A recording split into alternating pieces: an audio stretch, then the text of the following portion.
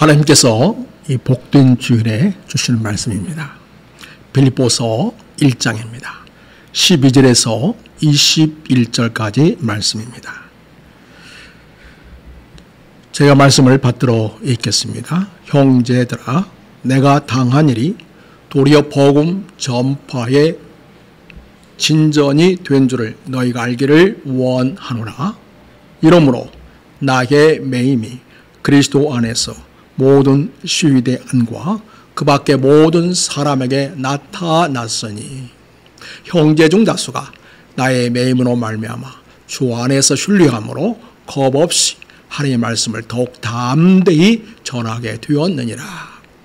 어떤 이들은 투기와 분쟁으로, 어떤 이들은 착한 뜻으로 그리스도를 전파하라니 이들은 내가 복음을 변증하기 위하여 세우심을 받은 줄 알고 사랑으로 하나 그들은 나의 매임과 괴로움을 더하게 할 줄로 생각하여 순수하지 못하게 다툼으로 그리스도를 전파하느니라.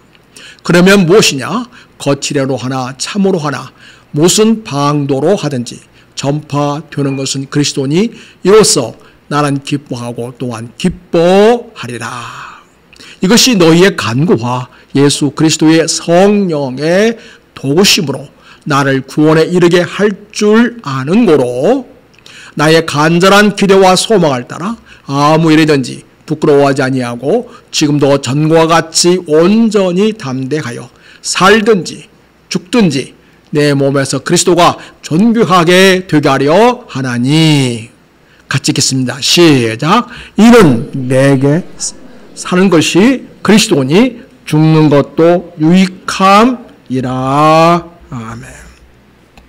성도 여러분, 혹시 인생에서 가장 큰 두려움은 무엇입니까? 죽음입니까? 실패입니까? 아니면 뭔가를 잃어버림입니까? 바울은 감옥에서 수하슬에 묶인 채 편지를 쓰고 있습니다. 바울의 미래는 불확실합니다. 언제 목숨을 잃게 될지 알 수 없는 상황이었습니다. 그런데요, 놀랍게도 바울은 이렇게 고백하는 것입니다. 이런 내게 사는 것이 그리스도니 죽는 것도 유익함이라. 세상은 무엇이라고 말합니까? 살아야 유익하다고 말합니다. 그렇지만 바울은 죽어도 유익하다 이렇게 말합니다. 왜일까요? 그 바울 인생 중심에는 오직 한 분, 바로 그리스도 예수께서 사셨기 때문입니다. 오늘 우리는 우리 자신에게도 묻습니다. 나는 무엇을 위해서 살고 있고 무엇을 위해 죽을 수 있는가? 내 인생의 진정한 가치관, 핵심 가치는 무엇인가? 우리는 이 질문 앞에 우리의 신앙의 진짜 모습이 드러납니다. 바울은 지금 로마 감옥에 갇혀 있습니다. 사도행전 28장에 보면 바울로 호송됩니다. 거기서 복음을 전하는 장면이 나오는 것을 보게 됩니다. 복음을 전하다가 유대인들의 모함으로 재판을 받게 되었고 로마 황제 가이사에게 상소한 상태였습니다. 바울 사도는 사형 선고를 받을 가능성도 있었지만 오늘 이제 로마 감옥에 있으면서 빌보 교회에 편지를 보내고 있습니다. 그는 이 빌보 곳곳에 기뻐하다, 기쁨이라는 단어를 마치 비빔밥의 주재료로 사용하듯이 그렇게 기뻐하면서 자기 삶을 이야기하고 성도를 향하여 나는 기뻐하고 기뻐한다 이렇게 말하고 있습니다. 빌보서 오늘 우리가 읽은 말씀 보면 12절 14절까지는 내가 감옥에 갇힌 것이 오히려 복음의 진전이 되었다 이렇게 말합니다. 15절부터는 복음을 전하는 자들의 내적인 동기가 그 무엇이든 간에 바울은 말합니다. 나는 복음이 전파된다면 기뻐하고 또한 기뻐한다 이렇게 말하는 내용이 있습니다. 그리고 19절에서 21절까지 보면 살든지 죽든지 나는 오직 내 몸에서 그리스도가 존귀히 되기를 원한다. 이런 고백하는 내용으로 구성되어 있습니다. 자, 먼저 여러분 11절에서 보여주는 말씀을 가지고 시련은 복음을 막지 못한다는 것입니다. 성도 여러분, 우리는 때때로 이렇게 생각하기도 합니다. 내가 잘 나가야만 복음이 세상에 전해질 수 있다 생각합니다. 그리고 심지어는 내가 좀 어렵고 힘든 일이 생기면 창피하게 생각하는 경우도 있는 것을 봅니다. 그러나 바울께서 보여준 빌립보서 1장을 통해서 보면 어떤 상황도 우리의 기쁨을 앗아갈 수 없고 어떤 상황도 복음을 매가지 못한다는 것을 분명히 보여줍니다. 자, 13절 말씀 한번 같이 보겠습니다. 13절 말씀을 같이 읽겠습니다. 자, 시작. 이러므로 나의 매임이 그리스도 안에서 모든 쉴드 안과 그 밖에 모든 사람에게 나타났으니, 여기서 나의 매임은 바로 감옥에 갇힌 것을 말합니다. 그 다음에 모든 쉴드 안과, 그렇죠, 쉴드에 갇혀 있다는 거죠. 여러분, 쉴드는 바로 황제를 보호하는 그런 핵심 전투 부대라고 할 수가 있겠습니다. 그런데 그들에게도 복음이 전해졌다 이렇게 말하고 있습니다. 여러분, 여기서 매임은 사시나 결박을 말합니다. 그러나 바울은 이것을 자기 인생의 수치나 부끄러움으로 여기지 않았습니다. 여러분, 여기에 착고에 채워져 가지고 감옥에 끌려간다면 많은 사람들이 어떻게 생각합니까? 얼굴 드지 못하죠?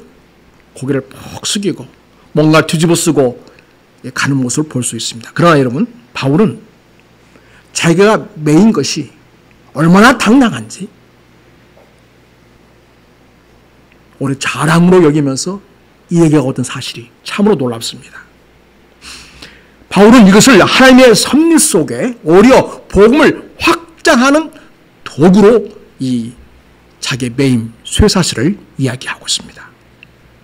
그리고 로마 시위대, 말하면 황제 춘위대입니다.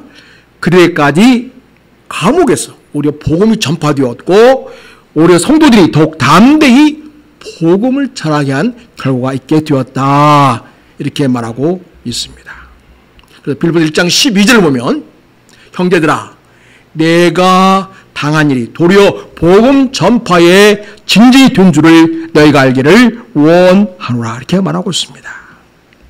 여기서 내가 당한 일은 우리가 보았듯이 바울이 감옥에 갇힌 상황입니다. 즉 복음을 전하다가 체포되어서 지금 구금당한 사건 전체를 말한다고 볼 수 있겠습니다. 좀 구체적으로 말씀드리자면 바울 사도께서는 사도행전 21장에서 예루살렘에서 체포됩니다. 그리고 계속 재판에 넘겨집니다. 2년간 가이사랴 감옥에 수감이 되어 있었습니다. 이후에 로마 시민권을 이용해서 황제에게 상소를 합니다. 그리고 지금은 로마에 압송되어서 감옥에 갇혀 있습니다. 그러니까 사도행전 28장에 나오는 그 셋집이라고 하는 그 표현은 바로 감옥입니다. 가택연금. 네, 조금 지하 굴 속에 갇힌 것보다는 상황이 나은 그런 감옥 구금이라 할 수가 있겠습니다. 이 모든 고난의 시간, 자, 겉으로 볼 때에는 마치 사역이 중단된 것처럼 보여집니다. 근데 여러분, 우리가 사도행전 21장에서 28장에 쭉 보면 오히려 감옥에 갇혀 있으면서 가끔 나와서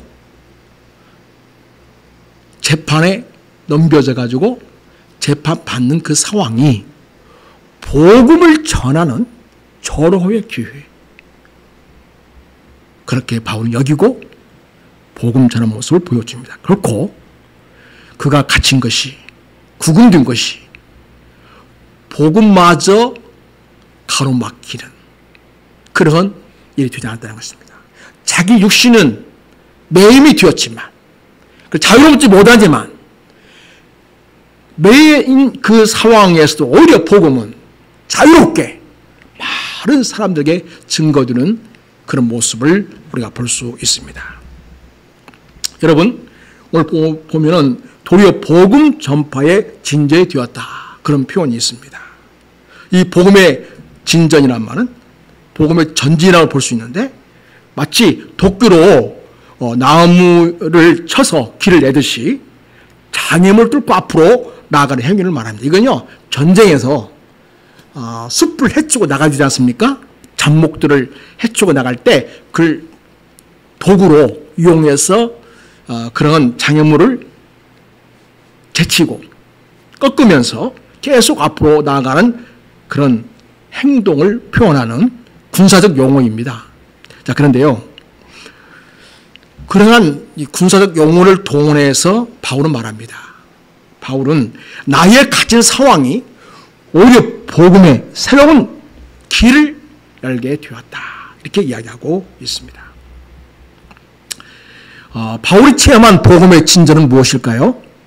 노마 항실 그리스도에게 복음을 전파하게 되었다고 이야기합니다. 나의 매임이 그리스도 안에서 모든 시대와 그 밖에 모든 사람에게 알려졌으니. 자, 여기서 보면 그는 시위대, 그러니까 황제 친위대의 대원들에게 복음 전할 기회가 되었던 것입니다. 여러분, 군인들이 감옥에 있는 바울을 지킵니다. 교도를 지킵니다. 사교대를 했습니다. 2명씩 짝을 지었습니다. 그리고 한 사람은 양쪽에서 바울의 발이나 바울의 손을 묶어서 같이 묶여 있기도 합니다. 도망갈 수가 없습니다. 꼼짝없이 바울과 함께 있어야 되는 상황입니다. 바울은 이렇게 생각하지 않았습니다. 내가 도대체 인생에 무슨 죄가 있다고 내가 이렇게 수사슬에 매여서 군인들과 함께 묶여 있어야 하다니 하면서 절망하거나 좌절하지 않았습니다. 바울이 이렇게 생각한 것입니다. 이야, 하나님 은혜는 참 놀랍다. 어쩜 이렇게까지 할 수 있는가? 아니, 나는 지금 복음을 전하고 싶은 마음으로 가득 차 있는데, 나는 예수로 충만하고 있는데, 예수를 전하고 싶은 마음이 너무나 간절한데, 세상에 하나님의 역사는 얼마나 신기하고 놀라운가. 이 병사들이 도망가지 못하도록 나하고 병사를 아예 묶어가지고 착고를 채웠어. 그렇게 내가 복음을 전해도 병사들이 도망가지 못하도록, 들을 수밖에 없도록 하게 하다니, 이렇게 생각했다는 것입니다. 그래서 바울 사도는 항상 사고의 중심이 어디에 있었냐면 예수 그리스도, 오직 복음, 바로 여기에 그 생각의 중심이 있었던 것입니다. 자, 여러분, 바울 사도께서 감옥에 갇혀 있으니까 어떤 현상이 일어났냐면, 이미 로마에는 교회가 있었습니다. 바울이 로마에 가기 전에 어떤 경로인지 성경은 자세히 나와 있지 않지만 분명한 것은 로마에 이미 교회가 있었다는 사실입니다. 그런데 바울 사도와 연락이 돼 있었습니다. 그래서 여러분, 바울 사도께서 로마 감옥에 오게 되었을 때에 그 로마 지역에 살고 있는 유대인들을 초청해서 복음을 전하게 됩니다. 그때 형제들에게 연락했다는 얘기가 나오거든요. 바로 예수를 믿는 형제들을 통해서 복음 전할 대상들을 감옥으로 초청해 오게 되었다는 얘기입니다. 형제 중 다수가 나의 매임으로 말미암아 주 안에 신뢰함으로 더욱 담대히 두려움 없이 하나님의 말씀을 전하게 되었다. 이렇게 말합니다. 아니, 그토록 복음을 사랑하고 복음의 열정이 충만한 바울 사도께서 지금 감옥에 매여 있으니 우리가 주님을 더욱 신뢰하는 믿음을 가지고 담대하게 두려움 없이 하나님의 말씀을 전하자. 그래서 로마 교회에 새로운 복음 전도 운동이 일어나게 된 것입니다. 바울의 결박은 복음의 결박을 가져온 게 아니었고 오히려 복음의 확장을 촉진하는 일이 되었습니다. 밖에 어떤 제약이 오히려 복음의 확장을 가져오는 역설적 결과를 가져온 것입니다. 오늘 사도 바울은 그러한 복음의 진전이 있게 되었다는 사실을 너희가 알기를 원하노라 그렇게 표현하고 있습니다. 형제들아, 내가 이것을 알기를 내가 진심으로 원한다. 왜 그랬을까요? 빌보 교회 성도들은 얼마나 염려했겠습니까? 바울 사도께서 로마 감옥에 갇혔으니 이래야 죽으면 어떻게 되는 걸까? 그토록 전하고 싶어하는 복음을 이제 전하지 못하게 되었으니 얼마나 안타까운 일인가? 이런저런 인간적인 많은 염려와 근심이 들 수 있는 상황인데 바울은 빌보 성도들에게 이러한 소식을 전해줌으로써 자기가 감옥에 갇힌 것이 오히려 하나님의 그 복음 사역에 더 큰 유익이 되고 있다. 하나님의 일이 더 잘 되고 있다. 그런 신앙의 눈으로 복음의 시각으로 자기 현재 처한 상황을 해석하면서 빌보 성도들에게 유안이 되고 격려가 되게 하고 있음을 보게 됩니다. 감옥에 갇힌 자가 오히려 밖에서 자유롭게 살아가는 그리스도인들을 격려하고 위로하고 복음의 도전을 주는 그러한 모습을 바울이 보여주고 있습니다. 바울의 이러한 매임은요, 이 황제의 춘위 부대를, 그 부대원들을 한 사람 한 사람씩 복음 전하는 놀라운 계기가 되었습니다. 오늘 말씀 보면 13절에 오니까 이러므로 나의 매임이 그리스도 안에서 모든 시대 안과 그 다음에 그 밖에 모든 사람에게 나타났으니 이렇게 말하고 있죠. 예. 바울은 로마의 감옥에서 슈이드에게 24시간 감시를 받으며 지냈습니다. 그런데 감시받고 같이 매여 있는 그런 상황 속에서 열심히 복음을 전했습니다. 그럴 때에 놀라운 일이 일어난 것입니다. 여러분, 로마 병사의 입장에 볼 때에 유대인 출신인 이 바울은요, 식민지에 속한 사람입니다. 얼마나 무시할 수 있고 함부로 대할 수 있는 그런 처지에 바울이 놓여 있습니다. 그런데요, 이 춘위 부대원들이 바울을 감시하면서 바울이 전하는 그 복음에 점점 그 복음이 그들 속에 스며들게 되었고 마침내 그들이 예수 그리스도를 나의 주, 나의 하나님, 나의 구원자 고백하게 되었다는 것입니다. 할렐루야. 뿐만 아니라 그 밖에 모든 사람들이라고 하지 않습니까? 바울의 상황을 목격하고 있는 로마 시민들, 그리고 재판과 관련된 관료들, 거기 감옥과 관련되어서 일하는 많은 직원들, 감옥 출입자들, 다 그런 사람들에게 복음이 나타나게 되었습니다. 이렇게 고백하고 있습니다.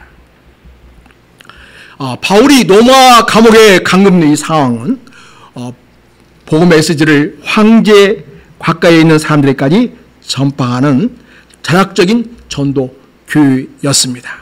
그래서 그의 매임은 단순한 억울한 고난이 아니고 오히려 하나님이 짜신, 계획하신 전도 계획의 일부였다는 것을 우리는 알 수 있겠습니다. 여러분, 우리는 때때로 살아가면서 인생의 시련을 겪기도 합니다. 여러분 기억하십시오.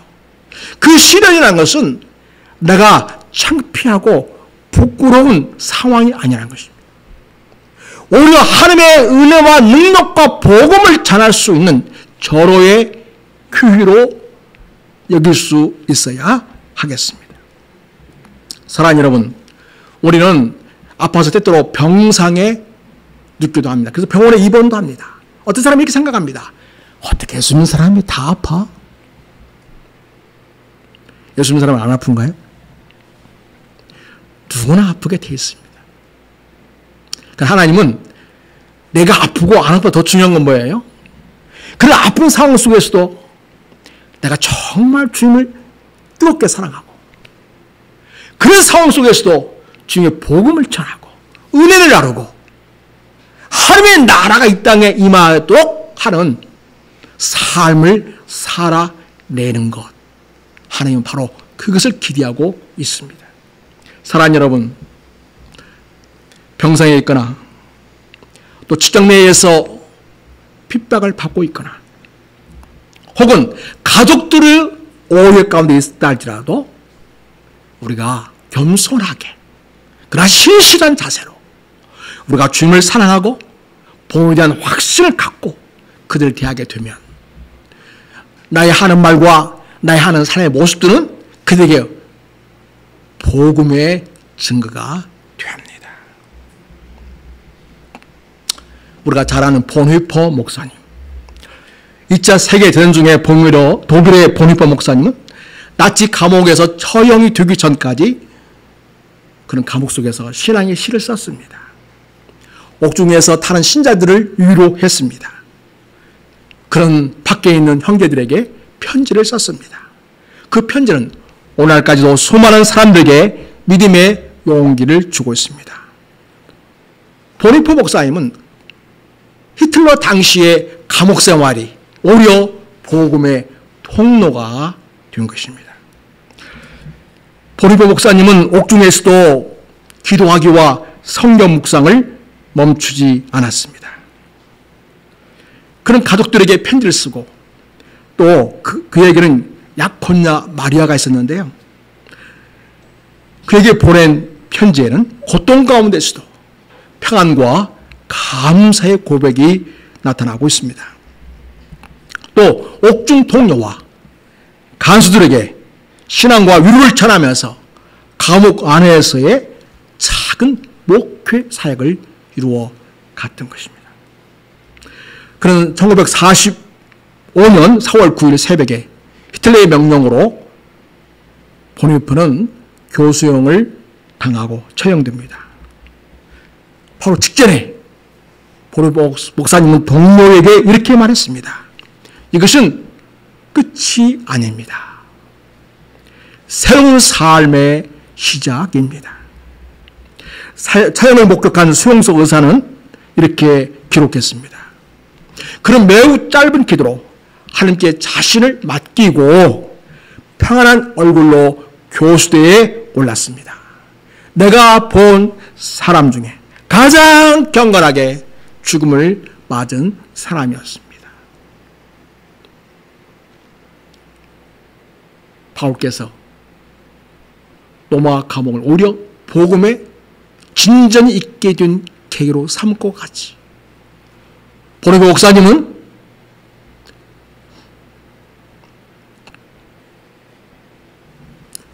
교수대에서조차도 그 현장을 통하여서 주님의 복음이 무엇인지, 우리 복음의 영광스러움이 어떠한지를 보여주는 현장으로 그렇게 쓰임받게 했던 것입니다. 여러분, 그의 마지막 시가 선한 능력에 둘러싸여 라는 시입니다. 지금은 이게 작곡까지 되어져 가지고 많은 분들이 이 찬양을 부르고 있습니다. 우리 한번 불러볼까요? 방송실 그 유튜브 보여주세요. 그 유튜브. 제가 부탁은 안 했는데 한번 이 찬양 옛날에도 알았지만 다시 한번 우리 한번 찬양 한번 해봅시다. 예, 바로 보여주세요. 선한 능력의 고요에 둘러싸여 그 놀라운 보호 안에 있으면 두려움도 미래도 괴로움도 우리 마음 덜은 괴롭지 않네. 오 주여, 우리의 과거를 감사하며 또 우리의 미래를 맡깁니다. 주님께서 언제나 우리와 함께 계셔서 매일 새날을 함께 여시나이다. 선한 능력에 둘러싸여 보호받으며 놀라운 평화 속에 감싸이니 하나님 주시는 모든 날을 믿으며 기대 속에 함께 맞이하리라. 예, 보여주세요.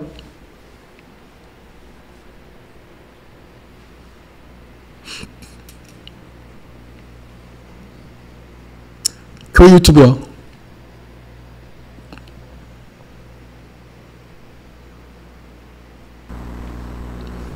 제가 미리 부탁을 안 해서 여러분들 이해를 부탁합니다.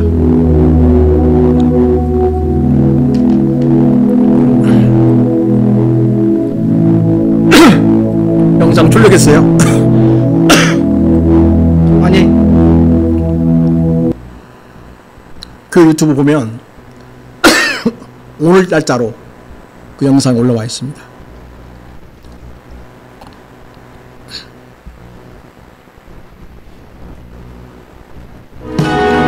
주님의 능력으로 우리를 여기까지 인도하신 그 주님의 사랑을 기억하며 그 놀라운 은혜와 사랑을 주님 앞에 고백하길 원합니다.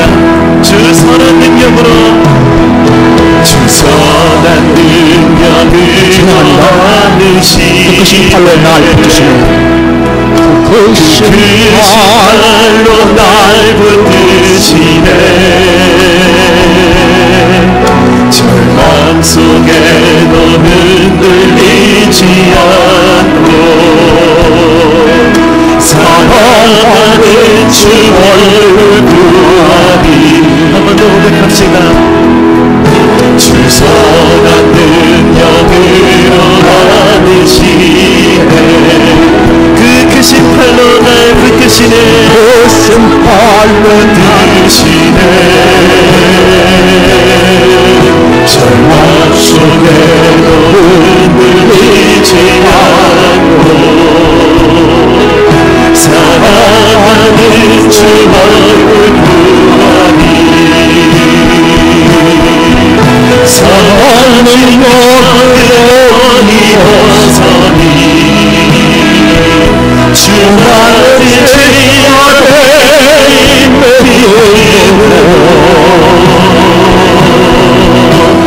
우리의 고대함에 주오시구나.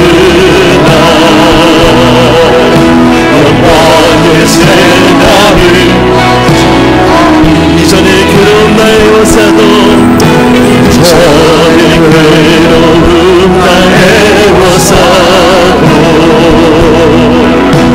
나에게 이르었는다 해도 주님께 모두 맡긴 우리 영혼, 맡긴 우리 영혼, 끝내신 예의 나를 맞으리. 선한 능력으로, 선한 능력으로 일어서니 주만을 지원해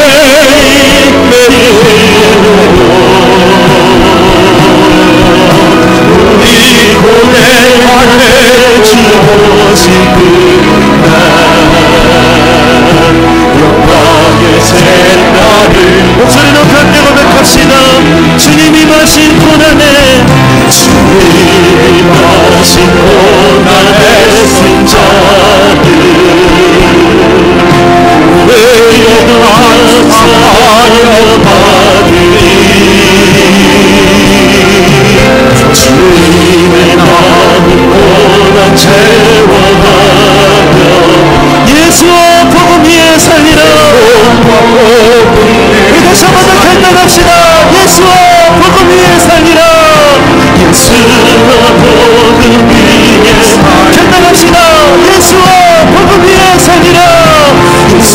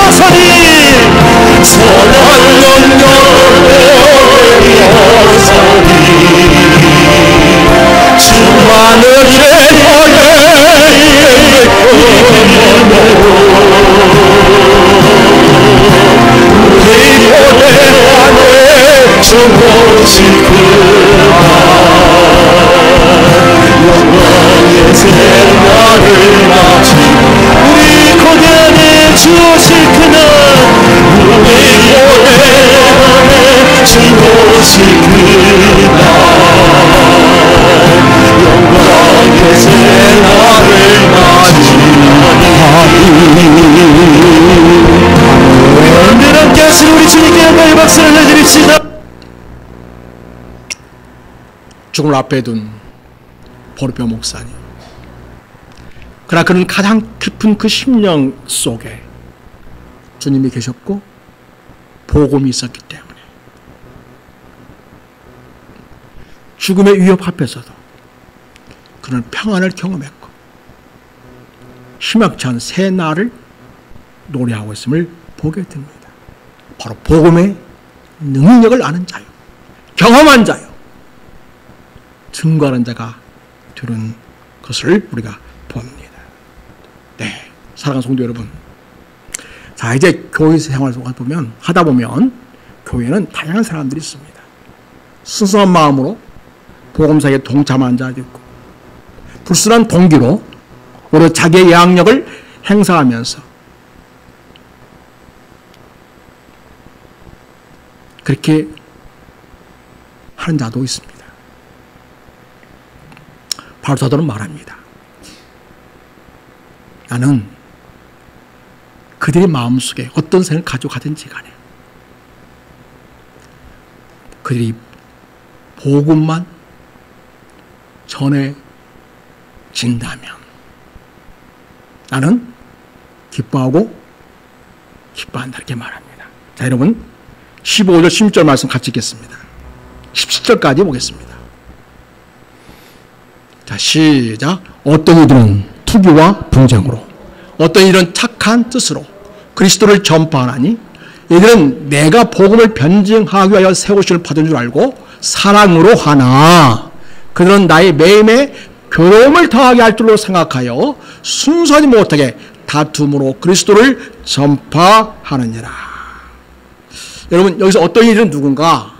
바로 바울 사도께서 로마 감옥에 갇혀 있을 때 로마에 살고 있던 그리스도인이었습니다. 거기는 두 종류의 신자가 있었습니다. 하나는 선한 동기, 착한 뜻으로 복음을 전하고 온 자들이 있었습니다. 또 다른 사람들이 있었는데 시기심과 경쟁심으로 복음을 전하는 사람들이 있었습니다. 자, 바울이 지금 감옥에 갇혀 있지 않습니까? 자유롭게 복음 전할 수 없다는 그러한 규율을 이용해가지고 불순한 동기로 복음을 전한 자들이 있었습니다. 어떻게 표현하고 있습니까? 어떤 이들은 투기와 분쟁으로 했다, 이렇게 말합니다. 여러분, 투기란 건 뭐예요? 질투죠. 시기심입니다. 분쟁은 다툼입니다. 경제심입니다. 교회에서 신앙생활 손을 도우면 어떤 성도들은 질투와 시기심으로 신앙생활을 열심히 하는 사람이 있습니다. 또 어떤 이는 다른 성도와 비교하면서 마치 다툼을 하듯이 경쟁심을 가지고 신앙생활을 열심히 하는 사람이 있습니다. 안타깝죠? 자, 이들은 바울이 감옥에 갇힌 틈을 타서 자신의 입지나 영향력을 높이려는 의도를 가진 사람들입니다. 그래서 야, 교회는 지금이야. 바울이 자유롭지 못하게 있을 때 우리가 얼마나 대단한 사람들인지를 좀 보여주자, 그런 생각을 한 겁니다. 그래서 그들은 바울이 갖고 있던 사도적인 권위나 대중의 신뢰를 자기들에게로 오도록 빼앗고 싶어 했던 자들이라고 볼 수가 있겠습니다. 겉으로 볼 때는 그들은 열심으로 복음을 전했습니다. 내면적인 동기는 아주 불순했던 것입니다. 바울을 복음의 경쟁자나 라이벌로 여겼다는 것입니다. 성도 여러분, 여러분 신앙생활할 때 어떤 경우에도 그런 마음 가지고 교회생활을 하지 않기를 축복합니다. 여러분이 직장에 가든 어디에 가든 간에 상대방을 경쟁자나 라이벌로 여기고 마치 다투듯이 경쟁하듯이 하게 되면 여러분 너무 피곤하게 살게 됩니다. 그리고 쉴 수가 없습니다. 늘 불안합니다. 지금 바울은 갇혀있고 우리는 자유롭지 않냐? 때는 교회야. 그러니 바울보다 대단한 존재라는 것을 사람들에게 보여주자, 그렇게 생각했던 것입니다. 너무 어이없지 않습니까? 그런데 또 너무 어이없는 것은 현대 교회에서도 그런 일들이 종종 있다는 것입니다. 특히 자매님들은 주방에서 그런 일들이 많이 벌어지고 있는 현상들이 있습니다. 우리 교회는 뭐 전혀 그런 일 없지만 교회의 분란은 항상 주방에서부터 시작된다는 속설이 있습니다. 왜 그럴까요? 다툼과 분쟁을 하니까, 이겨먹으러 가니까 하는 거죠. 이러한 일들은 투기와 다툼, 자기 유익 중심의 전도라고 할 수 있겠습니다. 겉으로 볼 때는 참 열심히 하는데 내면을 보니까 자기 유익을 구하는 거예요. 사랑은 뭐죠? 사랑은 자기 유익을 구하지 아니하며. 전혀 사랑이 아닌 거죠. 그러니까. 여러분 17절 한번 보겠습니다. 심지어 이런 사람도 있습니다. 17절 말씀 시작. 그들은 나의 매임에 괴로움을 더하게 할 줄로 생각하여 순수하지 못하게 다툼으로 그리스도를 전파하느니라. 이들은 바울의 감옥을 사역의 기회로 삼았지만 그 동기가 시기, 경쟁과 질투였다는 것입니다. 그런 야망에 기반한 사람들이었습니다. 바울의 매임을 통해서 내가 더 뛰어난 사역자야, 내가 더 위대한 복음의 사람이야, 이거를 사람들에게 심어주고 싶었던 것입니다. 다시 말해서 교회 내에서의 자기 이득을 노린 거죠. 자기 이득이라면 어떤 인기 혹은 영향력, 그걸 통해서 성도들에게 어떤 영적 지배를 하고 싶어하는, 자기 마음대로 뭔가를 이렇게 하고 싶어하는 그런 사심이 깃들어 있는 그런 마음으로 전도를 했다는 것입니다. 바울의 매임을 통해서 이러한 전도자들은 자신의 사심을 억제할 수가 없었습니다. 의도적으로 바울의 영향력에 도전하고 있는 것입니다. 교회에서 자신이 더 부각되기를 그들은 기대하고 있다는 것입니다. 근데 여러분, 이런 동기로 열심히 일하면 어떻게 될까요? 말씀드린 것처럼 결국은 시기, 다툼, 또 자기 확장을 통해서 결국은 교회가 분열되게 되어 있습니다. 그 성경은 그러지 말라고 분명하게 알려줍니다. 그와 반면에 순수한 동기로 복음 사역을 하는 자들이 있었습니다. 자, 15절 봅시다. 15절 말씀 한번 보여주십시오. 자, 시작. 어떤 이들은 투기와 분쟁으로, 어떤 이들은 착한 뜻으로 그리스도를 전파하니 이들은 내가 복음을 변증하여 세우신 받은 줄 알고 사랑으로 한다 라고 했습니다. 여기서 착한 뜻이라는 것은 기쁜 의도, 선한 의지, 하나님의 기쁨에 합당한 마음이라고 볼 수 있겠습니다. 여기서 착한 뜻은 단순히 감정, 좋은 감정이 아니고 하나님을 향한 바른 중심을 갖고 복음을 위한 정직한 마음을 가지고 복음을 전했다는 것입니다. 이 사람들은 바울의 결박을 하나님의 섭리로 이해했습니다. 자신들이 그 사역을 이어받아야 한다는 생각을 가지고 책임감을 갖고 복음을 전했습니다. 사랑과 믿음의 공동체 정신에서 비롯된 행동이었던 것입니다. 바울은 두 부류의 전도자를 언급합니다. 한 부류는 선의로, 또 한 부류는 시기와 다툼으로 한 사람들을 언급하면서 바울은 이렇게 말합니다.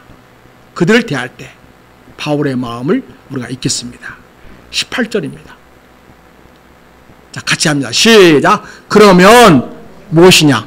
거칠애로 하나 참으로 하나 무슨 방도로 하든지 전파되는 것은 그리스도니 이로써 나는 기뻐하고 또한 기뻐하리라. 불순한 동기를 가지고 하는 자들에 대해서 그들과 따지면서 하기보다는 바울이 이렇게 거부하는 거죠. 전파되는 것은 그리스도니 내가 기뻐하고 기뻐한다. 어디에 초점이 있습니까? 바울의 사고의 중심은 오직 예수 그리스도. 사랑하는 성도 여러분, 우리가 교회 생활할 때 내 삶의 중심, 내가 바라보는 시각의 초점은 어디에 있어야겠습니까? 오직 예수 그리스도. 그래야 하나님 받으십니다. 그래야 교회가 화평합니다. 그래야 진정한 복음의 능력이 나타납니다. 16절 보면 이런 내가 복음을 변장하여 세우심 알고 사랑을 했다고 말합니다. 바울은 복음 자체가 선포되는 것만으로도 기뻐하면서 그들 모두를 가슴에 품고 있음을 보게 됩니다. 사람들은 전해지는 복음보다는 누가 했냐 여기에 되게 집중합니다. 사람에게 초점을 둡니다. 그러나 바울은 지금 무엇이 전해지고 있는가 여기에 중심을 두고 있음을 보게 됩니다. 사랑하는 성도 여러분, 교회 사역도 누가 뭘 했냐 이게 아니라 진정한 복음 중심인가, 항상 이런 관점에서 우리가 점검할 수 있어야겠습니다. 설교자 중에 설교의 황태자라고 불리는 분이 있습니다. 찰스 스퍼전 목사님이십니다. 그런 한 청년에게 이렇게 말했습니다. 젊은이요, 당신의 삶은 복음을 장식할 수는 있어도 복음의 능력을 대신할 수는 없습니다. 사람들을 구원하는 것은 복음 자체의 능력이지 전하는 사람의 완전함이 아닙니다. 이렇게 바울이 강조한 복음 중심의 태도와 같은 메시지를 전해준 것을 보게 됩니다. 성도 여러분, 나는 무엇 때문에 교회를 다니고 또 열심히 신앙생활하고 있는가? 내 동기가 중요합니다. 성도다운 삶의 열쇠, 내 순수한 동기일 때 이루어집니다. 복음을 전파하는 방식이 결국 나의 권력, 물질을 추구하고자 하는 것인지, 아니면 그리스도의 본을 따라 진실한 섬김을 하고자 하는 것인지 여러분 잘 분별할 수 있기를 바랍니다. 같은 복음을 전해도 왜 전하는지, 누구를 위해 전하는지가 따라서 결과가 전혀 다릅니다. 오늘 착한 뜻으로 그들은 복음의 능력으로 결국 착한 열매를 맺고 교회의 신뢰를 돕는 자가 되었습니다. 그러나 시신과 욕망 속에서 복음을 전한 자들은 교회와 복음의 오해와 상처를 남깁니다. 사랑을 기본으로 한 복음 사역을 실천하는 우리가 되어야 하겠습니다. 사랑하는 여러분, 복음을 전할 때, 우리가 신앙생활 할 때에 내가 얼마나 잘 되는가 보다도 하나님이 얼마나 일하시는가에 여러분의 초점이 있기를 바랍니다. 사랑하는 성도 여러분, 18절 말씀 우리 같이 한번 읽겠습니다.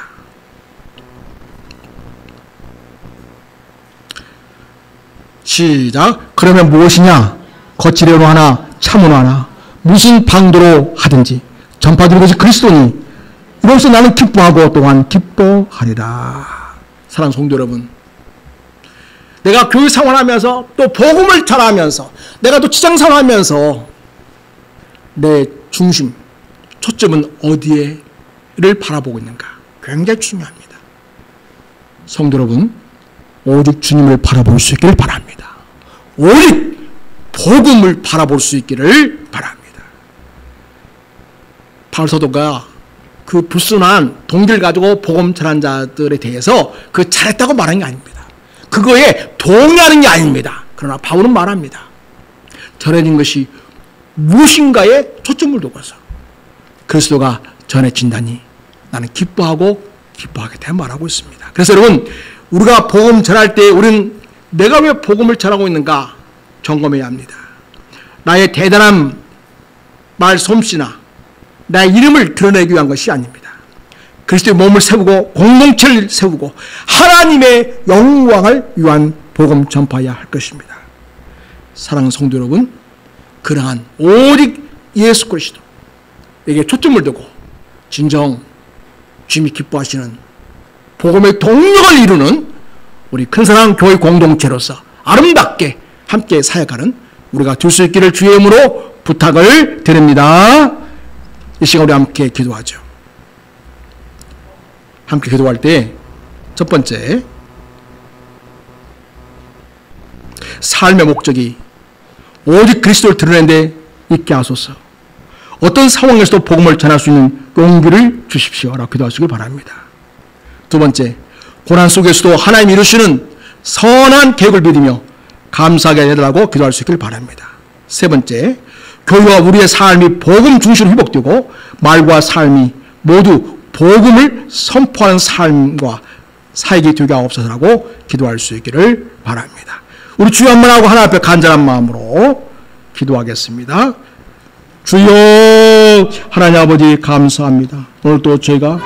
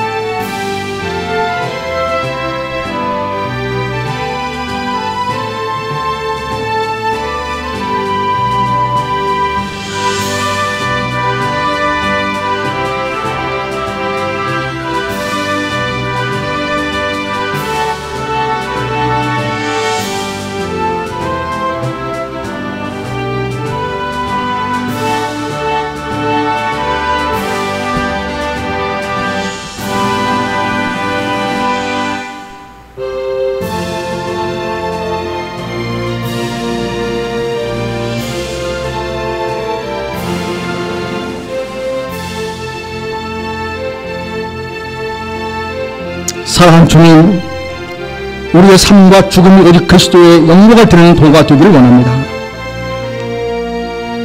감옥 같은 현실 속에서도 복음의 기쁨을 잃지 않게 하옵시고 모든 상황 속에서 주님만 높이는 삶으로 우리를 이끌어 주옵소서. 예수님 이름으로 기도합니다.